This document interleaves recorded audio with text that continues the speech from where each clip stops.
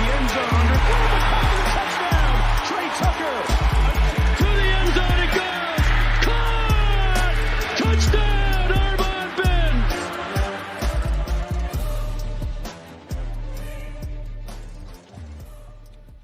Bearcat Blitz. How are we doing, everybody, on this opening episode of the week across the Bet Online, or we're presented by Bet Online across the Believe Network, though. I'm your host, Russ Heltman. He's my co-host, Neil Meyer. Cincinnati Bearcats football in the second week of fall camp. They have arrived at Camp Higher Ground, and we'll get into kind of what all of that looks like and the ins and outs of the show after we tell you a little bit about Bet Online, our presenting sponsor. They're the world's most trusted betting platform and your number one source for everything online sports betting. Right now, you can receive a 50% free bet of up to $250 on your first deposit to bet on anything from the Olympics to baseball to Formula One racing. Bet Online has every stat, every matchup, and even live odds and spreads while the games are being played. When the game's over, head on over to our online casino and get in on a game of blackjack or poker, or unwind with one of our over 150 slots games. Head to the website today to get in on the action. Use promo code BELIEVE for your 50% free bet credit on your first deposit up to $250. Once again, that's promo code BLEAV. Bet Online, the game starts here. We have Dante Corleone and the Bearcats at Camp Higher Ground in Indiana. Some rumblings from Scott Satterfield that freshmen could be getting real chances, and we'll give an update about Dante Corleone and where he's at in his camp workload coming off of those blood clots discovered in June. Also, we have a new opponent for the Bearcats that I'm not quite sure. I think we may have touched on this a couple episodes ago, but we'll touch on it again. And after the official announcement that Cincinnati is taking on Bowling Green in official capacity next September, so they kind of have the full slate rolled out that way. We won't touch on that as much of just the news, more so just what Neil and I kind of want to see from this non-conference scheduling moving forward. And then also the Freaks list from The Athletic released recently. Dante Corleone and Jack Dingle on that. Discuss their inclusion on the Freaks list from The Athletic on this show as well. Neil Meyer and more coming up after these messages on Bearcat Blitz.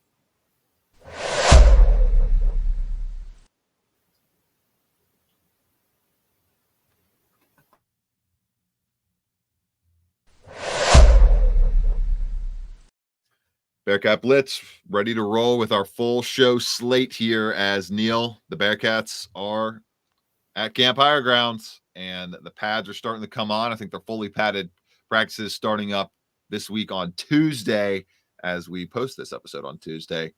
Just overall, it sounds like team excited to be back there, excited to be rolling at Camp Higher Ground once again. They have a new turf field that they installed just recently.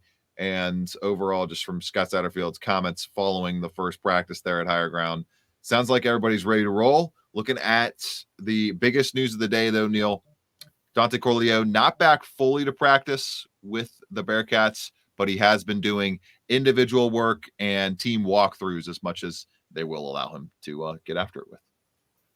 Yeah, and it's still a positive sign for Dante Corleone for him to be participating in those individual drills and some walkthrough stuff. That's still a very positive sign coming out of the news that he received back in June. So overall, he is out there participating with the team. He is still being the vocal leader and the role model for this team that everybody knows Dante Corleone is, but he has yet to do some team pad stuff, still doing a lot of individual stuff. Scott Satterfield didn't really have much of an update on it. When we asked about it yesterday, he just said it's going to be a day-by-day thing and that he is out here training and doing what the medical staff will allow him to do. So still a very positive sign and update for Dante Corleone as they make this transition into fall camp now where, Russ, the pads come on tonight. So it's going to be interesting to see what process Dante Corleone will be able to make over the back half of the next week and a half at Camp Higher Ground. No doubt. Interesting story to watch there. And Neil, how much impact freshman-wise will we get on this team in 2024? I think is a big question. And especially along that defensive front, man, there is opportunity for those players to make a name for themselves, i.e. a Marquez Parker or more.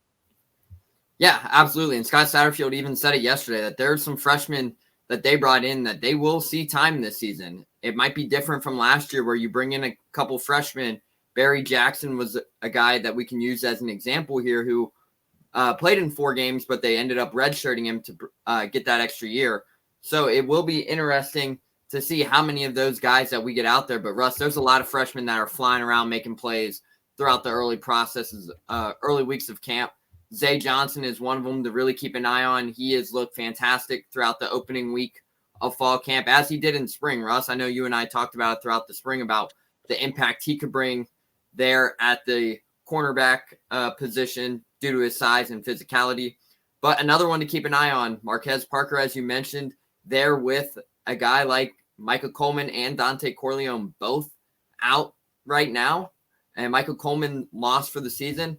Scott Satterfield even mentioned that Marquez Parker will join alongside a tandem of Rob Jackson, Darian Varner, Eric Phillips, alongside Parker himself as guys who could potentially fill in by committee until they find those solid roles there on the defensive line. And another freshman that's really stood out to me, Russ, overall through the first week of camp is freshman Garrison Butler has looked fantastic. The freshman out of Jacksonville, Florida. He has looked fantastic there at the defensive line. I thought he has had a great start to his camp. And then on the offensive side of the ball, man, Gavin Grover, Russ, the tight end, he's going to shock a lot of people. He's still freshman. People forget that. But, man, when you see a freshman that's 6'7", 250 pounds at the tight end position with really great hands, can go out and catch, can go out and block, man, it's going to be exciting to see how he develops over the season and what kind of role he will play on the offensive side of the ball. But Russ, if you're looking at a guy like Grover's potential there at the tight end position as a freshman, man, you love what you see out of the tight end room, the size, the physicality, and then you look down and you're like, oh, well, there's a big red zone target, because I can tell you guys right now, when you go out on game day and you look down and you see number 87 and Gavin Grover, people will forget that he is a true 18-year-old at 6'7", 255 pounds, heading into his first collegiate season. So it's only going to go up for there, and I'm really excited to see what Gavin Grover's potential will have on the offensive side of the ball and the role he'll play as well. Linebacker position, I think, space for maybe some freshman impact there as well. We saw it last year. Yep. Simeon Coleman would be the one to watch out there. I mean, Russ, you and I saw the hit he laid in spring ball where he just blew up the gap, got Corey Kiner right through the gap. And, man, Simeon Coleman's a freak, man. He's a freak. And it's going to be interesting to see him slide through there. Him and Monte Whedon there at the linebacker position. They get 2 hard-hitting linebackers with great size, great physicality, and a high IQ for being a freshman. So it's going to be a lot of freshmen that could potentially make a huge impact on this season heading into their second season in the Big 12. Interesting to watch, no doubt about it, as the action keeps rolling on at Camp Higher Grounds. Nice change of scenery with the night practice on Tuesday. Overall, though, I think good start. There hasn't been any major injuries in the first 5 practices or so. So that's great to see. Hasn't been any rumblings of that.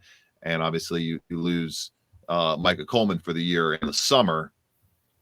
That's typically what's going to happen though. Just it's sport of football. You're not going to enter the off season or exit the off season with everybody completely healthy, especially off season where Cincinnati went really hard. They pushed these players hard. They pushed them not to their limits necessarily, but close to it. And that's what you sign up for when you go 3-9 the previous season in a program that has so much expectation and so much history built up before the rough stretch entering the Big 12 last year. Overall, Neil, take a quick break here, and then we'll get into the Bowling Green game scheduling and kind of what we want to see out of this non-conference schedule moving forward. And then the Freaks List, touch on that with Dante Corleone and Jack Dingle making it right here on Bearcat Blitz.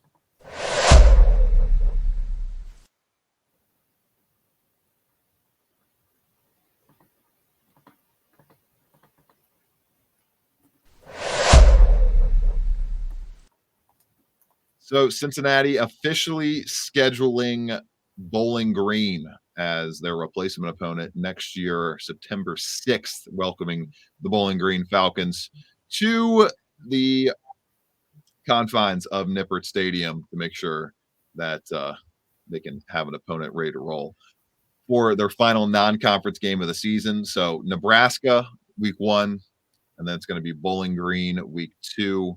And I believe is it Northwestern State? Is that who it is at week? Yep, week 3. Yeah, Northwestern State in week 3. The Demons at Nippert Stadium.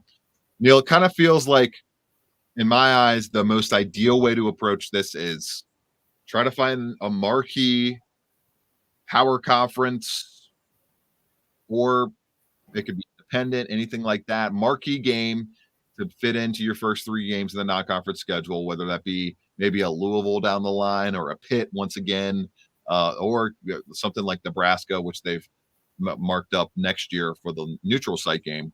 Then you have your cupcake schedule, your bye game. You're just paying a team to come in and beat up on them. Preferably, you make that the first game of the year every year and not have to play a team like Nebraska to start the season. But be that as it may, that chips didn't fall like that in 2025. And then I think a rotating MAC option is the way to go. I'm biased. I really hope one day they settle on some games with Ohio University. Would love to see them play at Ohio University as well for one of those contests or a couple of them.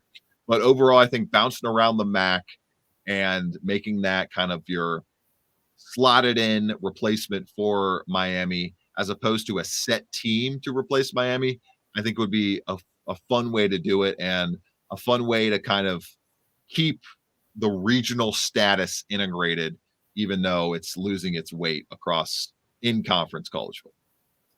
Yeah, absolutely, Russ. And I think, as you talked about the potential Louisville or a Pitt matchup, everybody would love to see the Keg of Nails renewed or the rivalry with Pitt renewed. That would be a fantastic option there within the non-conference slate. And hopefully it is something that they could maybe potentially work down the line.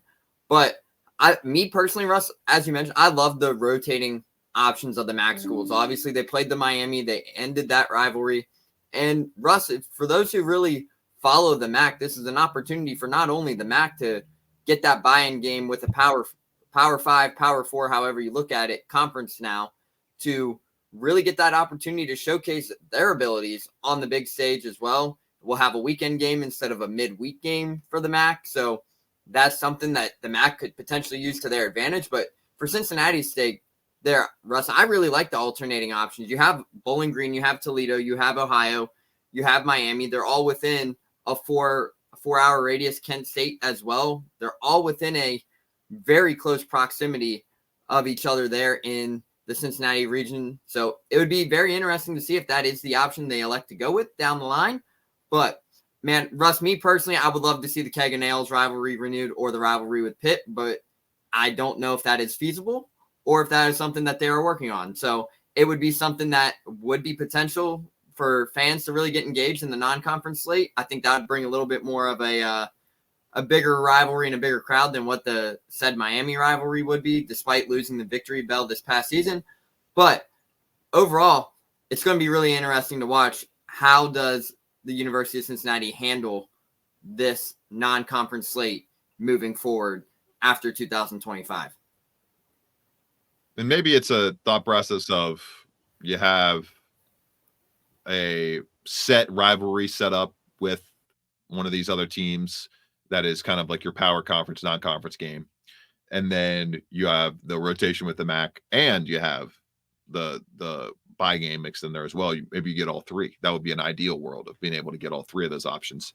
And you can set your 3-game non-conference and then 9-game conference slate moving forward, which I don't know, Neil, if they'll ever play 4 non-conference games ever again as a member of the Big 12. I don't think it's going to happen just based on the size of the conference. They're going to want to keep playing non-conference games because you want these teams to play each other as many times as they can. And that's more conference game revenue money for these teams. Just a bigger gate. It just makes more sense to have that 9th conference game as opposed to 8 that they used to have in the AAC. Speaking of these great games, these conference games, these non-conference games, we're going to see a pair of freaks in them. over the next couple of weeks. We're just a few weeks away from the Towson matchup at Nippert Stadium. Dante Corleone and Jack Dingle named to the Bruce Feldman annual Freaks list from The Athletic. Dante Corleone checked in at number 31, and Jack Dingle was at number 69, I believe. Dingle was astounding last year in terms of his measurables. We'll get to him in just a moment, but the Godfather Neil moves down a little bit after being at number 16 in 2023. Yeah, and to be honest with you, Russ, obviously there's a lot of uncertain on this list, probably that led to Dante Corleone's sliding on this list due to the health conditions. But for me personally, the biggest climb for a guy like Jack Dingle has been the biggest note to watch. Obviously, everybody knows what kind of player Dante Corleone is. He's a big, strong, powerful nose tackle, arguably one of the best nose tackles within all of college football across the country. But it's going to be interesting to see how does he rebuild the strength, get back into game shape after dealing with such scary health related injuries this past offseason. So it's going to be interesting. But overall, it's still pretty impressive, Russ. You and I have seen the strength that Dante Corleone has. I mean, Russ, I think I saw earlier today that he was benching close to 500 before the blood clots and everything. So overall, anytime you see someone pushing 500 on a bench press, you're going to be pretty impressive. But now onto the other side of Jack Dingle, I think, Russ, that he has made one of the most impactful transitions of his body as well, because you looked at what he was doing. He played last season at 238. He's listed at 240 right now. But overall, I mean, you can see it, Russ, when you watch him go through fall camp, that he is one of the most framed out, stronger guys on this team. I think he was benching close to 390, if I remember right, from what I was told. So overall, still see that that's a drastic number for a linebacker, and the role that he could have after seeing and building the confidence that he had last season. You can definitely tell now, Russ, for a guy like Jack Dingle, after speaking with him yesterday, that his confidence is through the roof, and you can see that he's getting stronger. He's getting faster.